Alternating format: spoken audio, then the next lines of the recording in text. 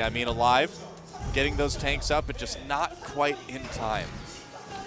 Well, fortunately, he did have that third. However, that Zergling just going to block it for a moment right there, buying him some time, daring those Marines to come out, and the tank fire raining down.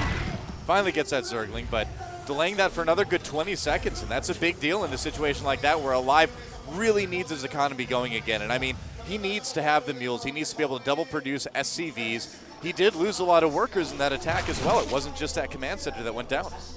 Well, droning up big time for SoulKey right now, just getting his economy into an absolute powerhouse. And I mean, he's going to go into a Mutiling Baneling out of this. He's getting the ground upgrades right now, the melee attack in Carapace, getting Burrow as well. So he's going to be able to move into that very kind of overwhelming style. When you're ahead, as Zerg in this case, Bling Baneling Muta is perfect because you can just get huge amounts of Bling's Banelings, obviously, surround smaller armies much more easily. But then again, having the Spire, having those Mutalisks is going to keep Terran in their bases, make it very difficult to take a 30 on. There's a Spire right now going down. SoulKey has this game on lockdown. Absolutely, he's taking the fourth as well. So just making sure he can do everything in his power to ensure a victory right now. Overseer floating serenely over the base to scout out, see what he can see for Alive. Yep. And he sees those barracks now. It's pretty relaxed Overseer. He's like, you don't even have really enough Marines to worry about. Oh, absolutely. All right, so looking to take that fourth as well. That's going to be a pretty safe rather fourth. Overlord speed on the docket as well for SoulKey. And I mean, we're kind of moving into this little bit more of a passive mid-game, but it's not passive because Alive wants it to be. Trust me, if he had his way, he would be dropping all over the place right now, but he just doesn't have the ability. Getting that armory for more upgrades, you know, possibly Hellion drops might be a good way to get back into this game. It would be very late, but it's an option, and he's kind of scrambling here at this point. Alive needs to get creative if he's going to win this game. Absolutely. Well, you know, picking up those double eBays right now for the upgrades, so when he's this far behind, is that what he should be spending his money on? Oh yeah, absolutely, because one of the things, if you have that smaller army, one of the ways to kind of get more out of less is just have those upgrades, you know? But I'm really curious, so I'm really wondering, I mean, obviously the armory will be good for upgrades, but Hellbats would just not be a bad idea right now as well. I mean, the thing is that now that he's just taking a cert a little bit on the late side, he's going to be a little bit mineral starved, so to keep the Marine production up, he's not really going to be able to afford Hellbats that much, so it's an option, but maybe not the best one right now for him. Meantime, SoulKey has 10 mutas on the way as the first drop leaves Alive base, immediately scouted. Oh, Alive, I don't know if this is going to work for you, buddy. And here comes the Mutalisk interception right on that medevac. Starts dropping those Marines, but it's going to be cleaned up by these Zerglings quite easily. And he has to do this. He actually manages to save the medevac, which is really good. But he has to try this. His only hope of getting back into this game are really good drops or a massive mistake from SoulKey. And really don't think the mistakes are going to come at this point from our reigning WCS champion here. I have to say, no, it doesn't seem too likely right now. More Banelings getting morphed. Looks like SoulKey may be massing a bit for an offensive. He has been supply capped. That Viking doing a little bit of work for Alive right now to keep his opponent leashed a little bit. Well, generally in this case, you know, when you're playing Zerg and you're in this position, you can do a couple different things. One is, if you want, you can do a 2-2 timing, which is looking like it's a possibility for SoulKey. Otherwise, you can just continue getting upgrades. You can see he's getting in the Infestation Pit right now for the Hive, for more upgrades, for the Ultra Cavern possibly. And, you know, so he really has the world here. He's burrowing Banelings all over the place. And I like, too, keep this in mind, when he moved out, he's going to see this. When he moved out to burrow those Banelings, he moved the entire army so he could burrow the Banelings in the middle of everything else and make it less likely for Alive to see it. Very smart moves by SoulKey. Yeah, absolutely. Look at the vision he has right now. Not only burrowing Banelings, but those Zerglings as well, just to keep tabs. He's got an Overlord literally covering nearly every spot on the map right now. Amazing. And look at this. He's got those Mutalisks heading straight to that corner. Intercept. Oh, wow. They're like, maybe we can get to Desert Oasis. Like, no. Well, that map is farther away than they will ever realize. Hive Tech on the way for SoulKey now. Yep. And so Alive, he's trying to clear out some of those Overlords and make a bit of a push here, but honestly, it's kind of crazy. SoulKey nearly has enough mutas to handle this just by their by themselves, but these Marines are in a bit of trouble here. And the Zerglings will get a few of the stragglers right there. Checks out those Widow Mines, decides not to head straight into it. Yeah, I have never seen a Zerg with the amount of map control that SoulKey does. And I mean, you only see that in positions like this where Zerg gets way, way ahead. But props to SoulKey for not just trying to end it fast, for saying, hey, you know what? Yeah, maybe I can end it fast with another all-in, but if I just play the safe game, if I get like better map hack overlord positioning than anyone has ever had before, there's no chance I'll ever be surprised by anything, and I won't lose this game. And look at this, just a tremendous number of units right now, and here he goes, alive, pushing out. Yep. But the retreat from SoulKey, just to make sure he doesn't get hit by those sentry missiles. Oh, huge for a Baneling hit. Absolutely massive. Yeah. And this is so mean to do to Alive, too, because it's like, oh, great, now I need to use scans when I'm down on bases, too. There's one going at the moment. And here's a drop coming in. Spore Crawler and Spine already there, though, and he's got to pay attention, make sure those Marines get out. In the meantime, SoulKey just cleaning up those forces. A lot of the Marines just going ahead and dying with the medevac. That medevac was only able to unload, I think, 4 Marines before it went down. It's not looking good for our EG Terran player right now. It does look rather desperate. It is a best of 3, but this game is looking definitely good for Zerg. So, we've got yet more upgrades of Adrenal Glands. Oh, the Mutas fly right over the Marines, though. A bit of a mistake, loses some Mutas. However, that Ultralisk Cavern nearly completed right now, so it will be easy for SoulKey to switch up that tech. And Ultras are kind of the big, like, chitinous plated feather in SoulKey's cap in this particular game. I mean, that's the deal sealer right there. Ultralisk's coming in, but it is a best of 3. Alive doing what he can to push out right now, trying desperately to clear some of this creep, clear out some of these burrowed units, but these Mutalisks continually harassing the third over and over again. And honestly, the damage that those Mutas took from the Marines isn't as big of a deal now in Heart of the Swarm as it was in Wings of Liberty. Any Muta that doesn't die will regenerate very quickly. And so SoulKey not too worried about that. Here comes the army.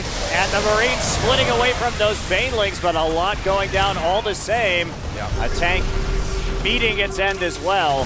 And now just a few Banelings. More just tremendous Baneling hits. The Marine count has just dropped significantly. SoulKey with an impressive 90 supply lead at this point. Yeah, it's looking pretty good right now for our Woongjin Star Zerg player, for our WCS champion. And SoulKey just picking them apart piece by piece, you know, just running in just enough Banelings, getting in a position where the Banelings would get to the Marines around the same time the Widow Mines would hit them. That is good Widow Mine exploitation right now we're seeing from the Zerg player. He's really the total package. Needs to be a little bit careful, these Marines. +3 weapons is nearly finished right now, so that is a bit of an issue, but if Alive can come back and win this game, it will be one of the biggest comebacks I've ever seen in TVT. Absolutely. Well, Mutalisks continue to clean up these drops, no problem. Zerglings taking out those Marines. You know, and a Widow Mine trying to do something here, but he's not going to get much. Yeah. A free hit on like the you're on your own. You know, to Alive's credit, he's done a very good job of keeping medevacs alive. You know, if there's a situation where things are in danger, generally he gets the expensive units out. So he does have a little bit higher medevac count than we would see some Terrans have in this position. That's going to help him. But will it be enough?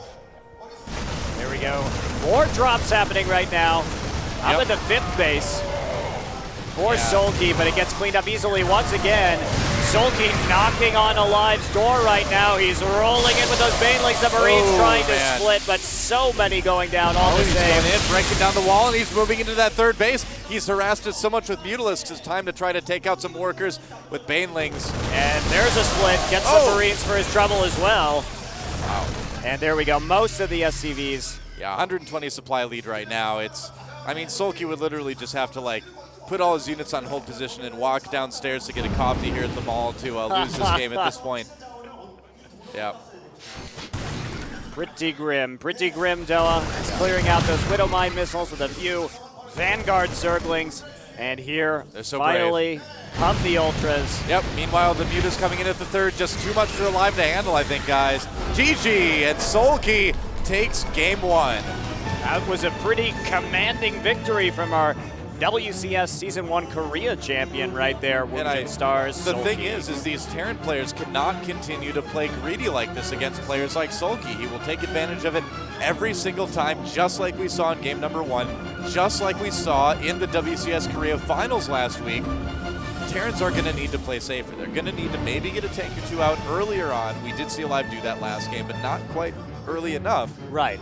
The tanks were only there after the wall had been broken, after he had already gotten into the main base there. It really seems like the third command center, double Evo chamber at this, or double engineering bay rather, chamber at this point. Engineering bay chamber. I just really am stuck on Evo chambers today, I guess. Double engineering bay, triple command center is too greedy. Like, it just, right now in Korea with the metagame, a little bit too greedy. Zergs are starting to finally take advantage of it, and SoulKey is leading the Zergy charge. That's right. Well, Belchier Vestige going to be our second map of Group A. And Alive, a Manor guy saying good job in the lobby when he gets into SoulKey. And, you know, yesterday we were watching all the players practice. There's a practice area as well here at the studio, and everybody was having a good time talking to each other, kind of critiquing each other's play, and it's good to see. I mean, that's one of my favorite things about these events, is that even though these guys are bitter rivals on Battle.net, in real life, everybody kind of hangs out together, talks about the games, has a really good time. It was so good catching up with some of the foreign players that came as well yesterday, but we are moving into game number 2. We are indeed loading up. Group A, SoulKey versus Alive.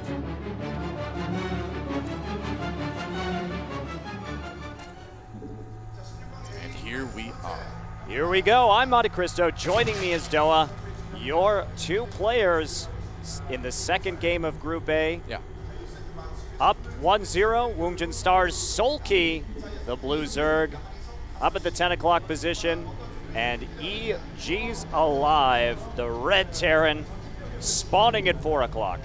Now, I like to call this the annoying neighbor map, and I'll tell you why. Because if you look at it in TVZ, sort of in a TVZ perspective, we haven't seen a huge amount of drop play really on this map. It's been a lot of Widowmine bio pushes, and the reason is, one of the reasons is because it's a little bit tougher to drop the main, the natural, and all that, because they're so tucked away against the edge of the map on Belchier Vestige that a lot of times, because of the terrain as well being a little bit narrower chokes, Terrans can get up there, get really good Widowmine positioning, and then just slowly push forward and take out base after base. That's generally what we've been seeing a lot of Terran players do. Innovation, of course, a big proponent of that. Flash as well loves to do that style on this map, so we'll see if Alive has that plan as well. SoulKey again being very diligent about checking for those proxies. He's not going to get caught all weekend, I think. He does not want some of the repeats of a little bit sadder games like Star Station, game 1 of the WCS finals. That was a heartbreaker. I really feel like he has some post-proxy stress disorder right now. I think so. From the finals, he's just determined not to lose.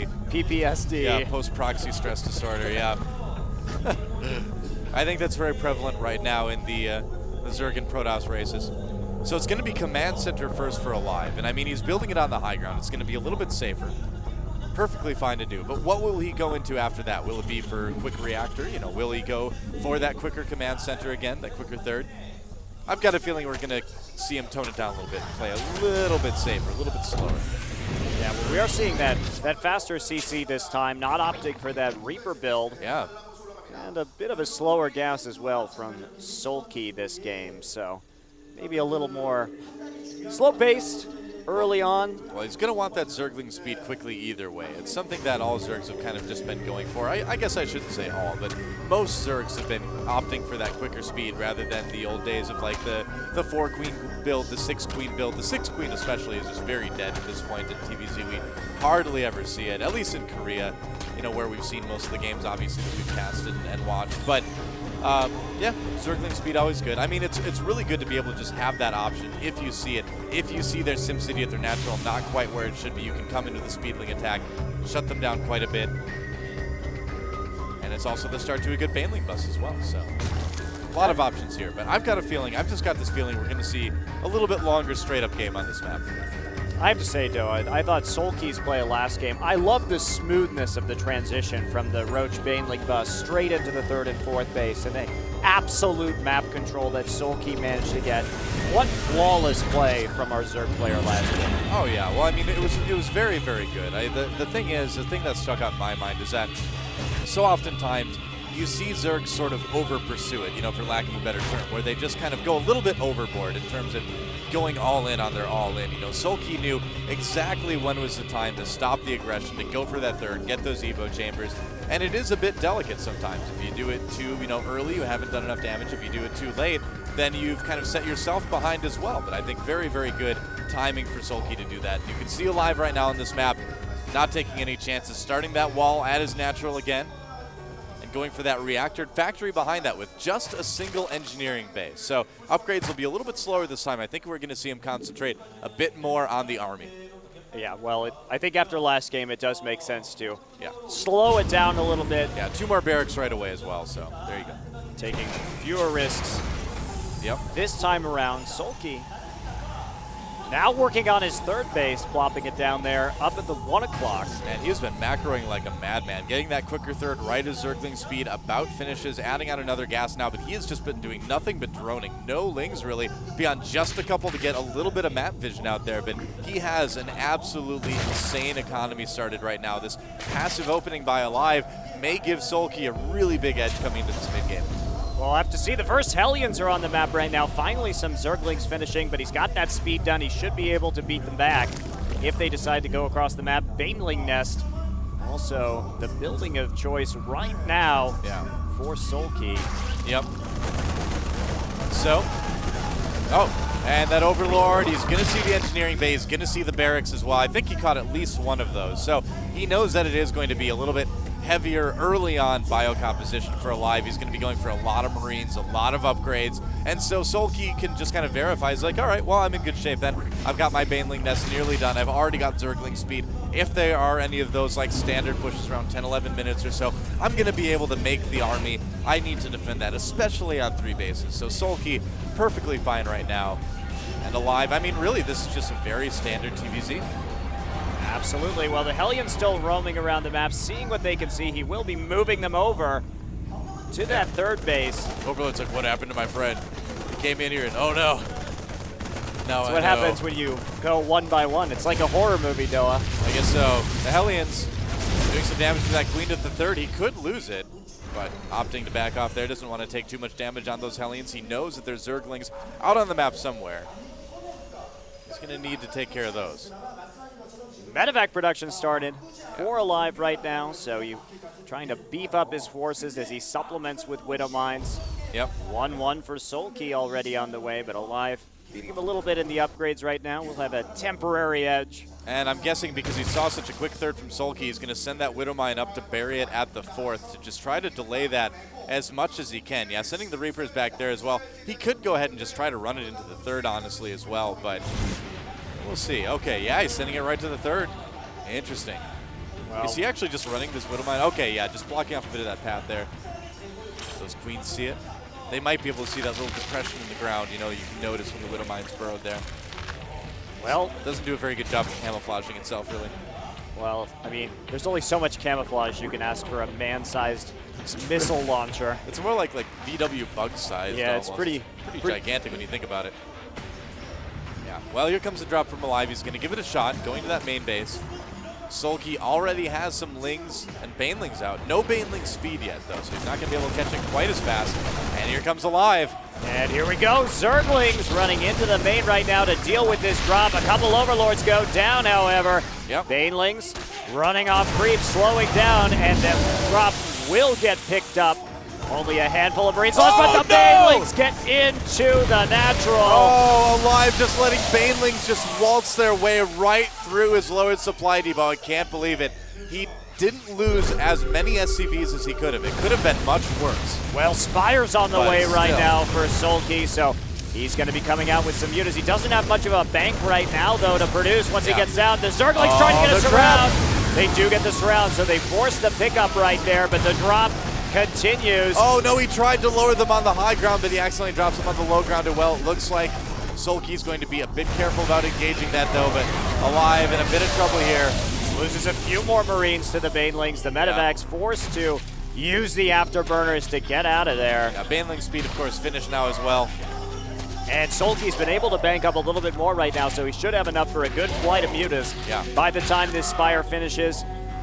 Chasing down some of these Marines, cleaning them up on the map.